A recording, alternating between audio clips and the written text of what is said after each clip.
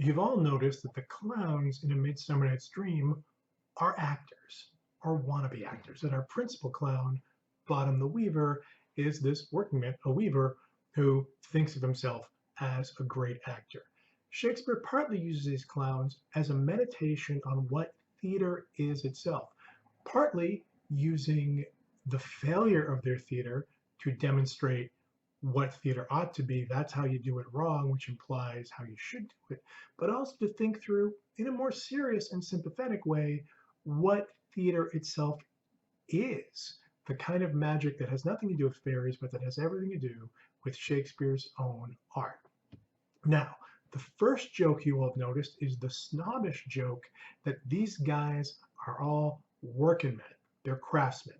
They're weavers. They're menders. They're tinkers, really like the tin repair, who repairs tin objects, one of the lower ranking crafts. Joiners, one of the higher ranking crafts is a kind of a joiner is a high end carpenter who makes kind of high quality furniture, who can put together a cabinet without nails, just pressing things. Magnifique. Ha ha. And the joke is ha ha. And the joke the aristocrats have in Act 5 is ha ha ha ha. These guys who work in a shop, right? Who make stuff with their hands, who are blue collar guys. What makes them think they could do theatrical art, write plays and act? Ridiculous. But we should remember that all of Shakespeare's company comes from exactly that craftsman class. Some of them actually work as craftsmen. There's a pretty good playwright from Shakespeare's generation. In fact, one who was sometimes at the time considered above Shakespeare, who had actually worked as a bricklayer. Shakespeare's father made gloves. His star Burbage was a carpenter's son, was an actor's son, but also a carpenter's son, and in the Carpenters Guild. It's not ridiculous that working men, craftsmen would be actors. Shakespeare's professional actors are all craftsmen like that. They're all from that merchant tradesman guild class, every single one of them.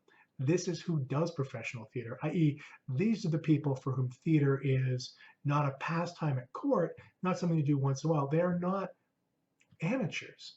They are professionals, people for whom theater is a job.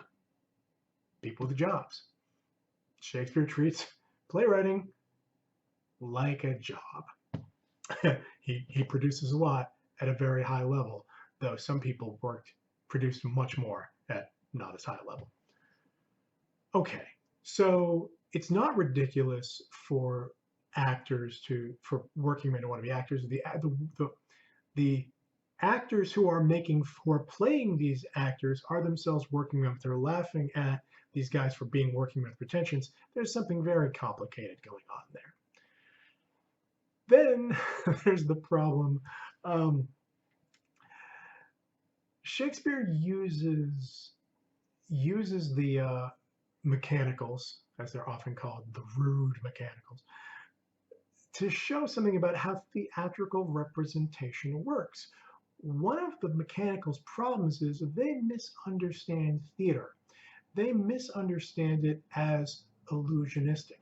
Now, we grew up with a theater that's highly illusionistic. More to the point, we grew up with movies and video, which are highly illusionistic, where nothing is left to your imagination, where the special effect fills anything, where everything is supposed to look, where the illusion is supposed to be visually seamless.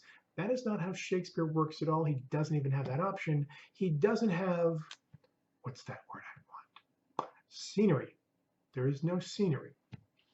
So there is a moment when let's turn to Act 3, Scene 1, or Scene 4, depending on how your editors number it. This is, if you bought the edition I ordered, it's page 1102. 3 point, enter the clowns.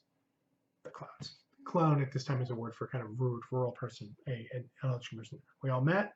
And Quince, Peter Quince, our playwright, who is writing the classic Pyramus and Thisbe bit, says this: Pat, and here's a marvelous convenient place for a rehearsal. This green plot shall be our stage. This hawthorn brake, our tiring house. And we will do it in action as we will do it before the Duke. Many commenters have pointed out the rehearsal they do has nothing in common with the play they later do. This is so it won't be boring. It's to create variety, but it's an odd. It's a plot inconsistency. If you're going to police Shakespeare for plot inconsistencies, you're going to be busy because he doesn't care. He really doesn't care. He's about what works at full theatrical speed. This green plot shall be our stage. This hawthorn brake, our tiring house. Now, when we watch this today, especially if you've seen a film, we get to see the green meadow in the clearing in the forest. We get to see a hawthorn brake. Oh, it's a bunch of hawthorn branches. Yeah. A hawthorn bush. Great. Fabulous. That is not what the actor playing Quince is pointing at. When he says this green plot shall be our stage, he's not pointing at a green plot, he's pointing at a stage. When he says this hawthorn brake should be our house, he's not pointing at a hawthorn brake. There's no hawthorn brake. He's pointing at the tiring house. It's a structure on the back of Shakespeare's stage. This thing here. See the back there, that structure. This is a kind of artist reconception of the globe-like playhouse. He's pointing at that. The tiring house is the tiring house, the place where actors change costumes. That hawthorn brake would be a tiring house. So what he's doing is he's saying, for example, he's saying, let's imagine this human skull is a coffee cup. Can you do it? Let's imagine this poisonous cobra is a slinky. Wow, my imagination's really working. It looks like a coffee cup and a slinky. Let's look at that thing. What he's doing is playing with the fact, like, let's treat let's imagine that this green plot is our stage. He's telling the audience, imagine this is a green plot. Shakespeare does his stage setting in the dialogue all the time. We'll see it all the time. People walk on stage and tell each other where they are so we can imagine where they're. This lady is Illyria. Right? This castle hath a pleasant seat. Oh, they're in a castle. It seems pleasant to this guy. I wonder how it's going to go for him. That stage, he's telling us to imagine the stage as a green plot. He's telling us to imagine the tiring house as a stand of hawthorn. He's counting on the fact that the audience, already fairly sophisticated by the mid-90s, know that they're doing this, know that they are going to piece out the lack of visual illusion with their own imagination. And that theater is therefore, Shakespeare's theater is a collaborative process where the audience has to participate as well. Then we have a scene in which the actors are terrified that their illusion will be too strong. The things they show their courtly aristocratic audience will terrify them and upset them and get them all hung because, like, oh no, they'll be like, we have to assure everybody that this isn't real. Now, you've already gotten the fact that for Bonham and Quince and the boys, looking too real is just not their problem. Their problem is not being too convincing.